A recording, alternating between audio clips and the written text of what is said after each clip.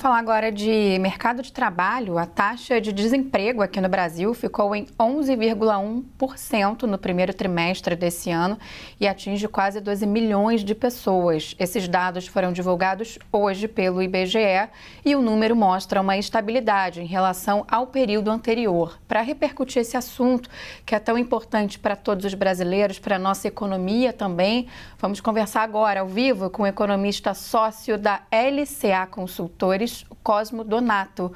Oi, Cosmo, uma ótima tarde para você. Queria começar te perguntando como que a gente pode interpretar esses números, o que que eles representam aí para a realidade do país. Olá, boa tarde a todos.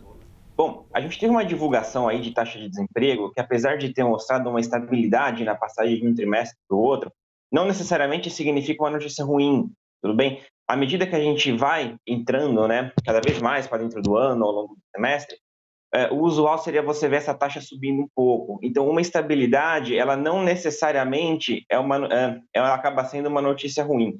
Para essa época do ano, você vê esse tipo de resultado, na verdade, acaba sendo um sinal de que o mercado, acaba sendo mais às vezes um sinal de recuperação do mercado de trabalho do que um cenário de debilidade. Então, na prática, a gente pode dizer que foi até uma boa notícia. Agora, você fala que não necessariamente é ruim, mas é um prelúdio do que vem aí até o final do ano? De certa forma, sim, porque apesar, como eu falei, de a gente não ter tido uma notícia ruim, as notícias do ponto de vista da economia, da atividade econômica, elas não são boas. Esse ano a gente deve ver aí uma taxa de crescimento do PIB aí próxima de zero. Significa que o que a gente viu de crescimento no ano passado já perdeu força, porque a gente estava num momento de saída de pandemia, e agora o que resultou foi basicamente um cenário, vamos dizer assim, de economia debilitada e de pouco crescimento.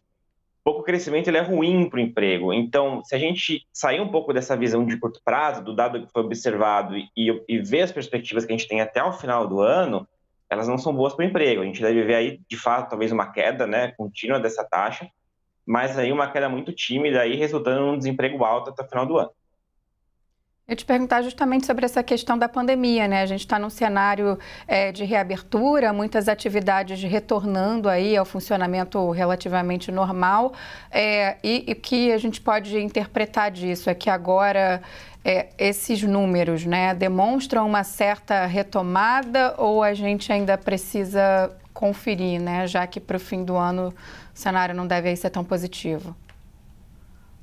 Na minha avaliação, a gente tem que separar um pouco as duas coisas. A gente viu um crescimento grande da população ocupada, do número de pessoas empregadas, no final de 2021, nesse começo de 2022, justamente por causa dessa saída de pandemia.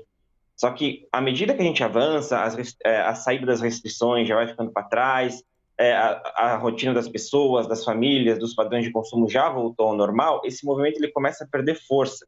E o efeito que resta sobre o mercado de trabalho, sobre o emprego, é o efeito da economia, tudo bem? E ela acaba crescendo pouco. O meu medo para os próximos meses é que esse impulso que vem da saída da pandemia, ele começa a perder cada vez mais força, tudo bem? Bom, eu queria que você falasse um pouquinho, também trouxesse uma visão maior sobre o que os dados dizem a respeito do mercado informal de trabalho. O que a gente pode destacar desses dados? A gente pode dizer que nos últimos meses o mercado de trabalho informal ele tem sido um mercado que tem impulsionado a criação de emprego. Porque, na verdade, quem trabalhava na informalidade antes da pandemia, ela acabou podendo voltar ao mercado de trabalho à medida que as restrições foram saindo. Quando elas puderam voltar a operar, quando as pessoas, vamos dizer assim, quando as pessoas puderam voltar a consumir na rua os serviços que elas consumiam antes da pandemia.